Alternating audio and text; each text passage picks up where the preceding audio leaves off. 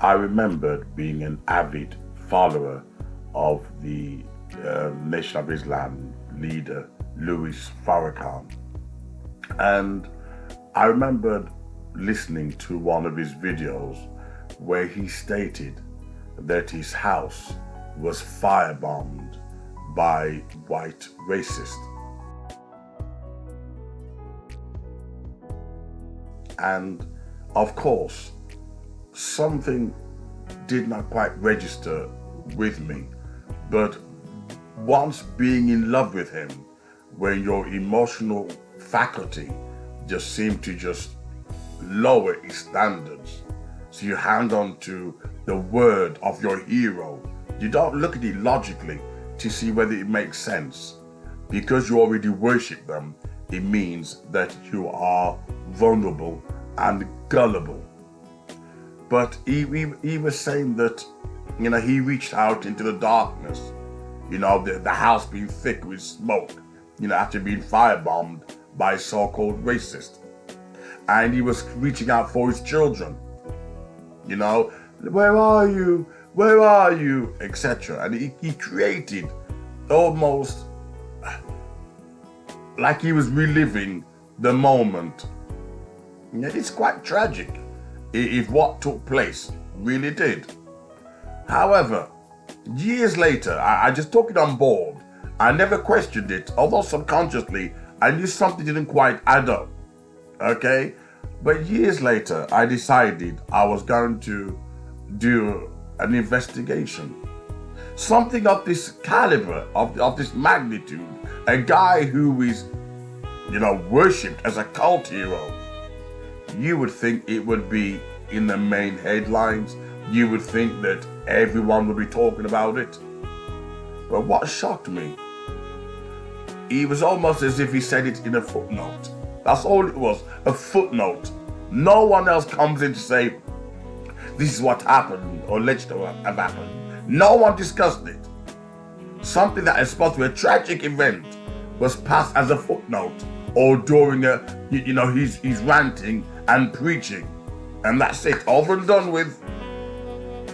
If somebody tried firebombing my house, I'd be talking about it for decades with your children inside of it.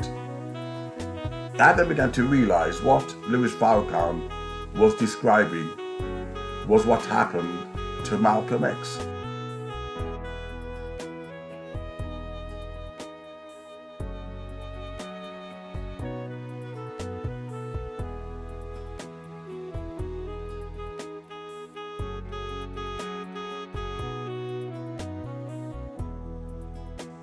When his house was firebombed. You see the problem with Louis Farrakhan? He's never gone through anything. All the leaders like Martin Luther King, he went to jail, he went to prison, fighting for what he believed in. He ate porridge like everybody else. Khalid Muhammad walked that walk. Excuse me. Talk that talk. The great civil rights heroes, black civil rights heroes, Muhammad Ali went to prison for refusing to fight against Vietnam. Louis Farrakhan has not sacrificed anything.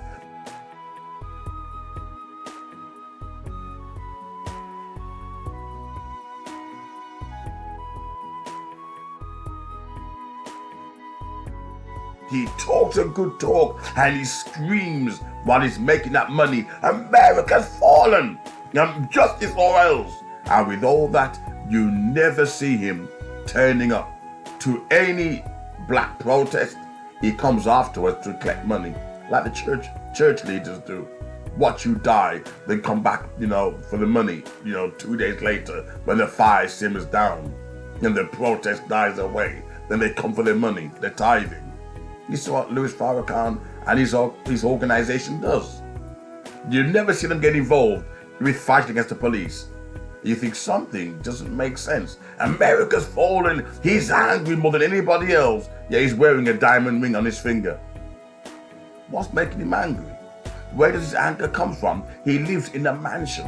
He doesn't experience poverty like African Americans. What makes him angry? He's lived 90 years of a good life in America, which is why he has no intention of building Africa. No intention. He's never mentioned Africa. Why? Because America, the white devil, has been good to him. The white devil has paid him as a Freemason.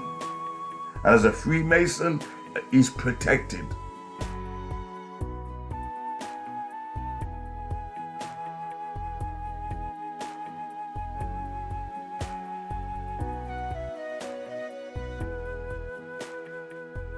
All black leaders has got killed. The FBI says the next leader, black leader, to come from America will be a puppet. They will not stir any revolution. They will keep their people dumb on mothership and spaceship. And no good deed will come from them other than spewing and swearing and working up black people. But when it comes to revolution, it's never going to happen. Louis Farrakhan has reached 90 years old. 90 years old.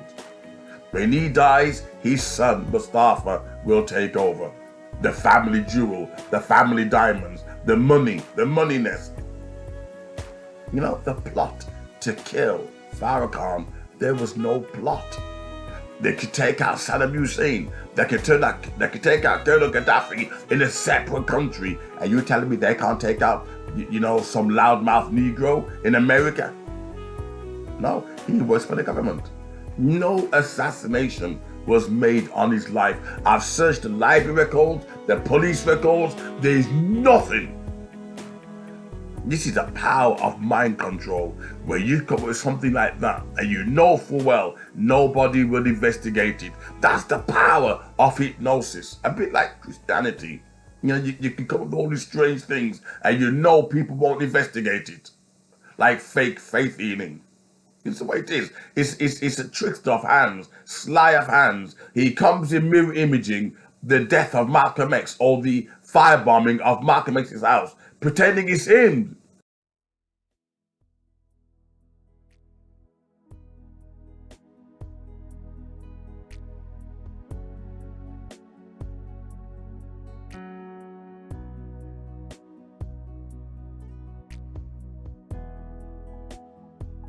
This happened too. Sleight of hands, mental magic, work hypnosis on your brain. And you don't even research it. You don't even look into it. Why? Because it has the power over your mind control. The plot to kill Louis Farrakhan, no such thing took place. He's never had any trials or testing or tribulation or persecution in his life. Never. He drives a big cars, as he shows off in his video. He wears a beautiful diamond ring. He eats oysters and caviar. Exercise well. Now he lives to 90 years old. 90. Rare for a black person to live to 90 and look so good. All the money you've been giving him, keeping him and his vampire family fat and healthy.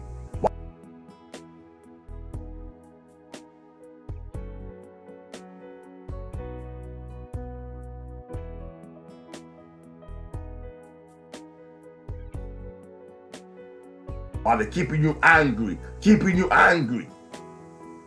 Well, this is their money. This is their business, keeping you angry and frustrated. That's how they make their living. The white man's the devil. It's a business franchise. It's a business franchise. That's what it is. Keeping black people angry is big business. Oh. That's my next video title. Keeping black people angry is big business. And Louis Farrakhan, he's the master of it. He's got a few years left, if that. Few years left. And I can guarantee you, his son, Mustafa, will take over. His son, Mustafa, will take over. Just like T.D. Jakes' family, with his church. His daughter took over. It's a scam. It's a con. The plot to kill Farrakhan, it never happened. It never took place. You can research the public record, the police record, library records. It never took place. So why did he lie? Why? And why did the members allow him to come up to mirror image Malcolm X's house when it was firebombed in mockery? Like it was happening to his own house in mockery. And yet, this guy is supposed to be the most powerful black leader for African Americans. If you could have someone like this whose elders, leaders were sex offenders, ex-prisoners, and you have him as a hero for black people, and you wonder why we can't progress. You wonder why, when he's trying to cover up for Elijah Muhammad sexually abusing young black girls, and he's your hero. He tells you why black people can't progress. He tells you why we're struggling. Look at our heroes, Snoop Dogg, 50 Cent.